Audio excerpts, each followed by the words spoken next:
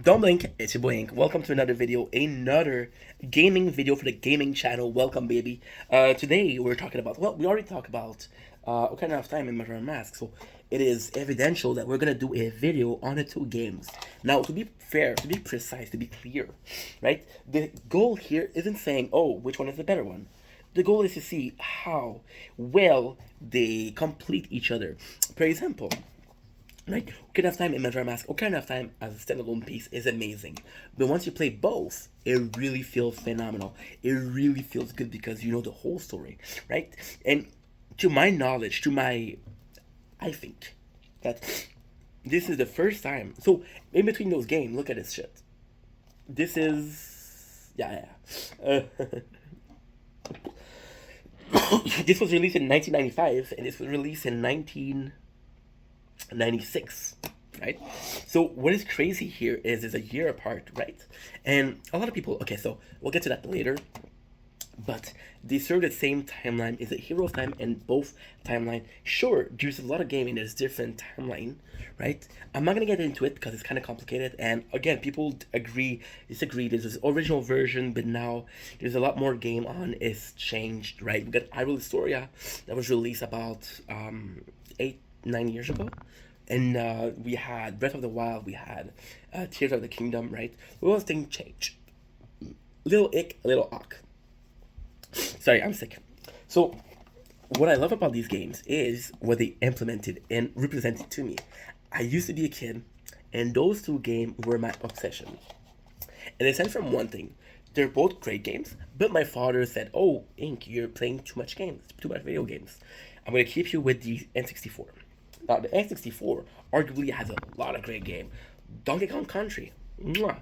Golden Eyes, oh fuck, Spider-Man, N64, fucking amazing. Ta-na, ta-na, ta-na-na-na. Zelda. Right? Those two games, I would play them on repeat, one after the other, right? And why? It's because they just felt good to play together. They just felt good. I knew that if I was to play Ocarina of Time, I could follow with Majora's Mask. And I knew after I finished with Majora's Mask, I had Ocarina of Time left. Now you could say, you play those two games in a row. Well, my English wasn't really good, so the story wasn't something interesting. The gameplay was. I had to blow my nose.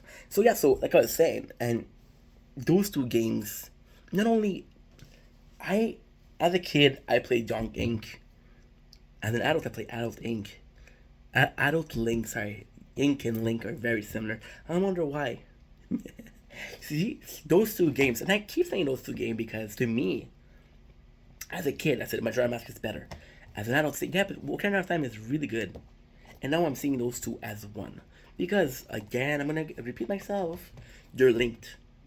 They're linked, right? So this is the same timeline. They're in direct correlation. They're both a hero of time. At the ending, we know that Link's gonna have a kid with Milan, right? Which is fucking great because at the end of the day, we got a happy ending. Or is it? Those two games are completely fucking different. Completely different, fucking different. At first glance, this is happy. This is sad. At second glance, this is happy. This is sad. As a 30-year-old dude that played both games over 10 times, and I'm counting down, it's completely the opposite. This is happy, and this is sad. Arguably, this starts very sad. You start at the, and as a concept of it, you start in a place where Link discover is entire world. There's this world. He walks in the first. We all remembered our first step on the plains of Hyrule. The music, the cinematics, right? We all remember our first step in Termina. One of them has a giant moon that's falling down. One of them, we have 3 days or we're all gonna die. One of them, you know what? Take your time. There's no rush. You wanna take fucking 5 days? Just explore, have fun? Go ahead.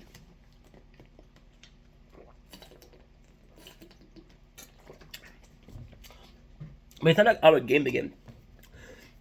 It's how a game advances. Link grows up.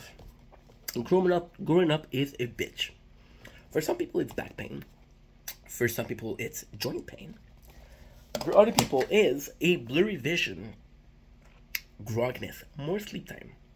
For other, oh well, it's idling chaos. Is Ganondorf been killing people left and right, been torturing people for 7 years, right? And the world's gone to shit. The more you advance in the game, the sadder it is. This one, right? The more you advance in this game, sure, the moon's about to get down, but I'm helping everybody I can. I get multiple chance to help people. It's becoming really fucking happy. And that's the beauty of it. Is not only the happiness and the sadness. It's not the emotion that are there. That they complement each other. They complement in the way that one does that the other couldn't. Right? At the end of the day, it's kind of crazy. Hear me out. In this one, right, you have to fight your way through 9 temple. 10 with Ganondorf Castle. You save the fucking Hyrule. You're the big hero. Right? And this one you save 4. At the end of this one, you're a big hero. At the end of the day, at this one, you lost your best friend. You lost Navi. The whole reason this happened is because he's looking for Navi.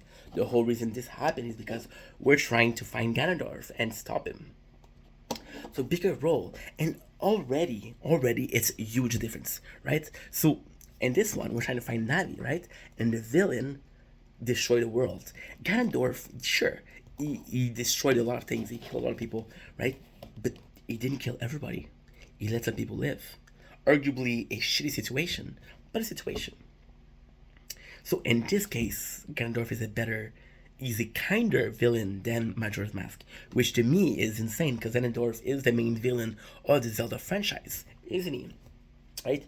There's also so many concepts that are explored that I want to touch. And the first one is not something we talk about a lot, but it's suicide. In this game is fantastic. There's a whole theory of is Link dead? I'm gonna do another video on that, right? And my answer is I don't fucking know. I think there's really solid arguments on both sides. I'm gonna be honest. The second one is the Soul Temple, the whole Soul Temple. I did a video on it that I'll have to upload to this channel. And the whole Stone Temple is another brilliant theory. It doesn't come from me. It comes from somebody else. I'll have to link him in the description.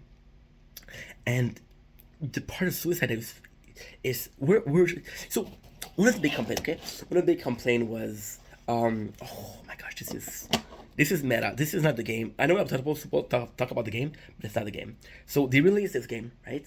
And they're like, you know what? We still have a story to tell. We already had the mechanics for this game. For the n64, we know next is going to be the GameCube, right? Which came after, right? And they said, well, we'd like to make one more game. They ran out of time because the next year, or the 2 years after, the GameCube was releasing. And they said, okay, we have to hurry. So they reused sprites. A lot of people complain about that. I think it's phenomenal because it's put in different situations. It's put in different light. We're going to talk about this character, Ego, which is the worker on the Malon Ranch. And it's a beautiful story, and there's so many links that I want to talk about. But like I said, suicide. So in the first game, we have this horrible world that Ganon destroyed, and then we go to the Kokiri Forest, and we find this one guy. And this one guy, he knows that in the Kokiri Forest, if he stays for more than 3 days without fairy, it'll become a Skulltulus. Oh no, it will become a I forgot the name. But it'll become like a monster. And he's like, I don't mind dying. I just don't want to be living in this world. Right? And you have the other one in Majora's Mask where people know the moon's gonna stand down, but they're willing to sacrifice himself for their loved one. We have Anju, who is willing to sacrifice herself to wait for Cafe. We have the sister of Milan, who's willing to sacrifice herself for her sister. We have the mother of Cafe, who's willing to sacrifice waiting for her son. Right? We have the mayor, willing to sacrifice himself because if the boat sink, the captain sink. We have the mailman who cannot do. He has to work. He's obsessed with work. He has to work. All those people are willing to die to fulfill a promise, to fulfill a sense of something. And in the current of time, we do have that. We do have also Asaria who's willing to die. To protect the forest, right? To protect. She doesn't even know Link where he is. She doesn't even know. but she's willing to sacrifice herself for the forest. You got Darmani, who was willing to fight off a dragon to save his fellow Goron. He got killed. You got Ruto. Her name was Ruto. Who went to the water temple, knowing she couldn't do shit against an electric enemy. We got Impa, who was willing to take on the Shadow Temple, the scariest place in the fucking game. And they're sacrificing themselves. One of the biggest sacrifices in I keep thinking about sacrifices and those characters that are willing to die for the cause. But the biggest sacrifice are in Ocarina of Time. And there's not necessarily suicide, it's more than suicide. It's Zelda waiting for Link to help her, hoping that he's alive, not knowing that he's alive. And when he's alive, and she knows he's alive, she can say hi to him. Link sacrifices 7 years of his life that he could have saved people because he wasn't ready. Those to me are suicide. They're not suicide per se. They're suicide of thought. They're suicide of emotion. How can you a hero let people be tortured for 7 years? Right? And that was forced upon him, sure, but still. Now, the greatest thing in these two games is also, let's talk about the, not necessarily the mechanics, but because the mechanics are very, very similar. Very similar. But there's something I really enjoy about this. On this one, what do you see? The Master Sword. We know the Master Sword, and this is brilliant. This is fucking brilliant. We know the Master Sword is the sword, the best sword in the game, right? For this one, and the reason you obtain it, well, they have to stop Ganon, so why not give it to you? They give it to you. In this one, the strongest weapon is, bam, first deity. If you roll first deity in the comments, congrats. The first deity, it needs you to help everybody. So it's not necessarily about finishing the game. It's about saving people, saving NPC. And again, first to its side quest. But it gives you the better weapon. And I gotta say, on this note, Majora Mask is incredible, right? Ocarina of Time also does something really fucking nice. Every dungeon, it gives you a new weapon. And you're like, okay, well, how am I gonna use it? Now, you could argue with me and say, oh, well, this is true for Majora Mask. I'm sorry. Goron Temple gives you what? Fire Harrow? I'm good, dude. You see? And it's all a matter of, you see, the ultimate. It's completely different, but it represents completely different thing. The Master Sword is actually the most important item in the fucking game. It served as a weapon, it served as a key to the prison of Ganondorf. The first Zaddy Mask is, every single boss is super easy. You should go on YouTube and check out the videos of killing the first boss from the Spirit Temple to, not the Spirit Temple, the Wood Temple. How much hits it takes with the first deity? It's crazy, right? What I want to say is, if you're following the same example, Majora Mask is also a lot deeper, right? So we have characters that we really care about, like the Princess Dooku, right? We have the baby Goron. We have the girlfriend of Mika. We have the little girl in her father. We have Kathy. We have so many people we care about. In Ocarina of Time, we don't have that. But the people we do have are the sage. Like I said in my Ocarina of Time videos, the people you're led, because narratively speaking, I can push you in the direction I want to. I want you to like this character, I'm gonna make a good character. I want you to hate this character, I'm gonna make him hateable. Super simple. So the character we do care about help us tremendously. A lot of people in Majora Mask, you can like them, they're not gonna do shit, which is the truth. So one of them is about quantity of the people you save, and the other one is about quality. Like, wow, yeah, you made 7 friends, but they're all fucking sages.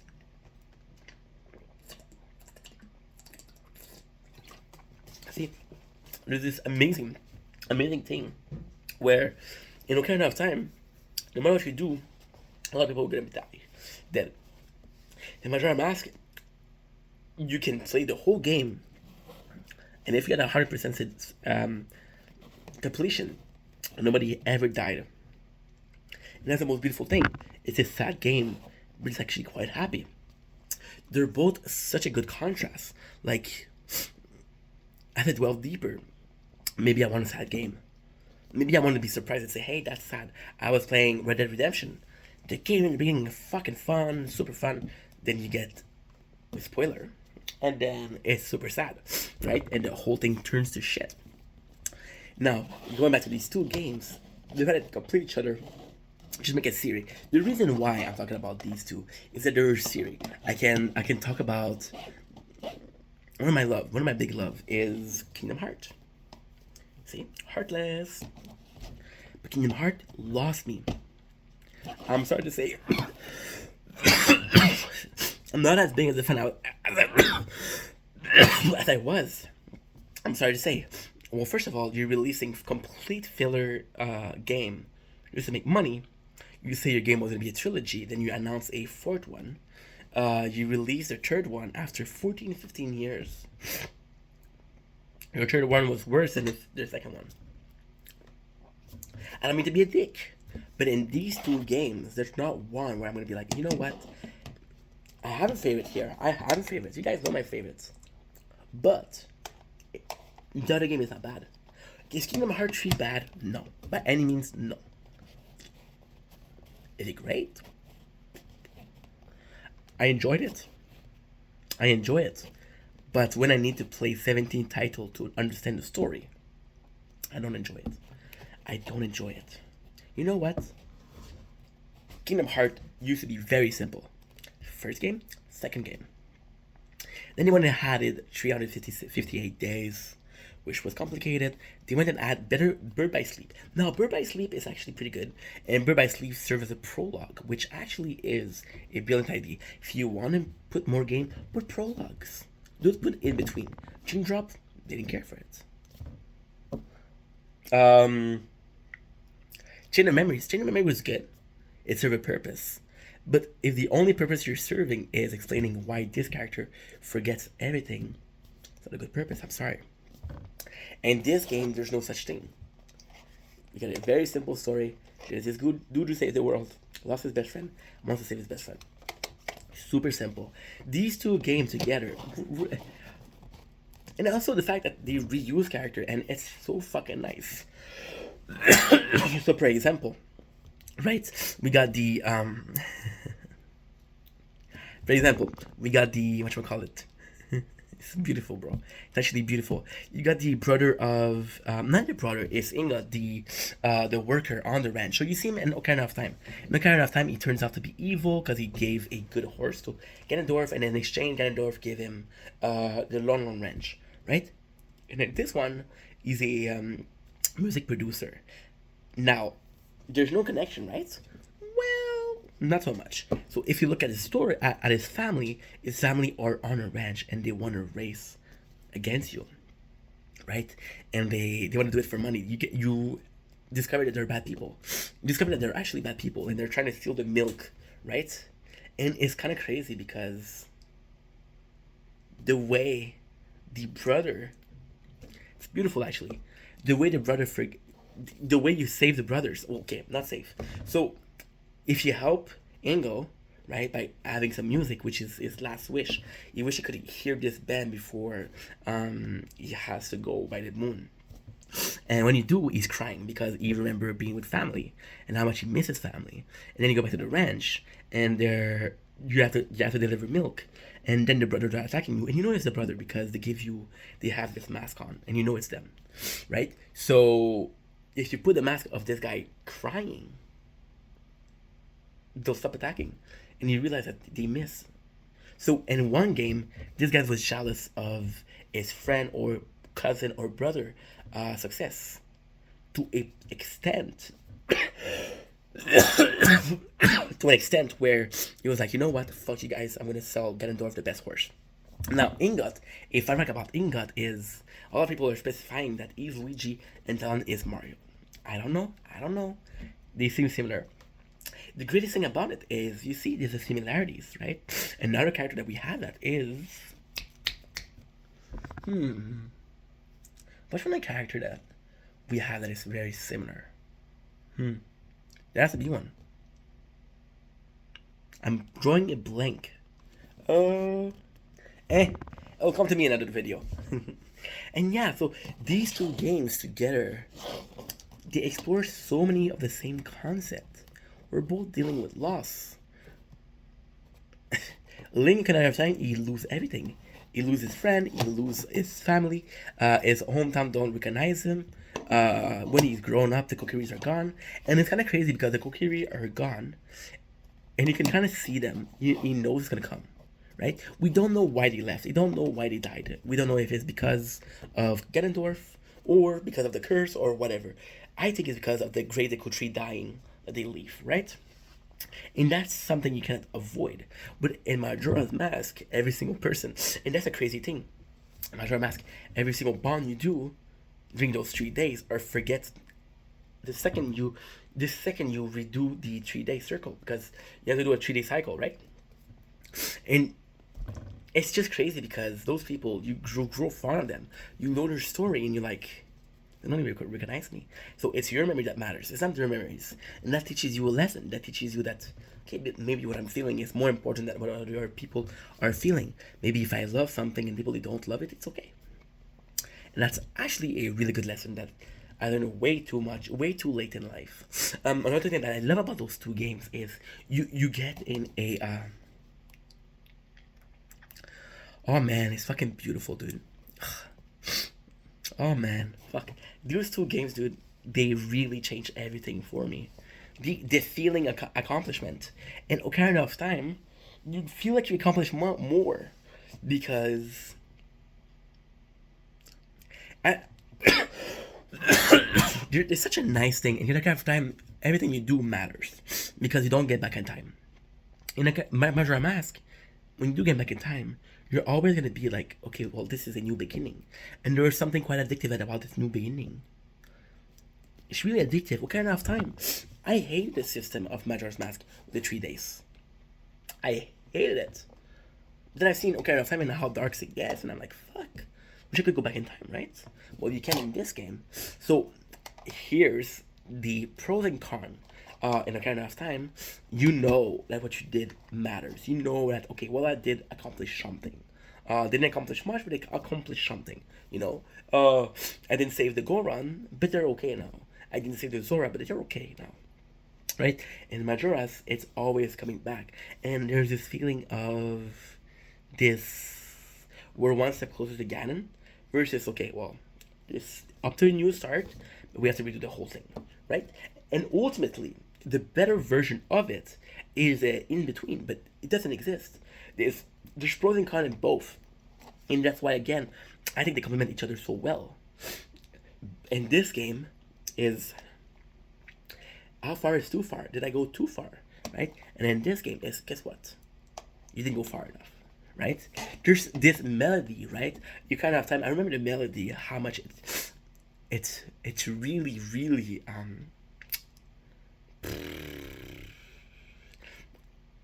it obsessed me. I wasn't a big music dude back in the days, right? I didn't speak English, so I didn't understand what the fuck they were saying. But this soundtrack was something I was obsessed with. I used to sing Epona song as to blow my nose all day long. I would play the game Ocarina of Time just to go in a ranch and listen to the song. The Son of Thunder, amazing. Song of Day and Night, beautiful.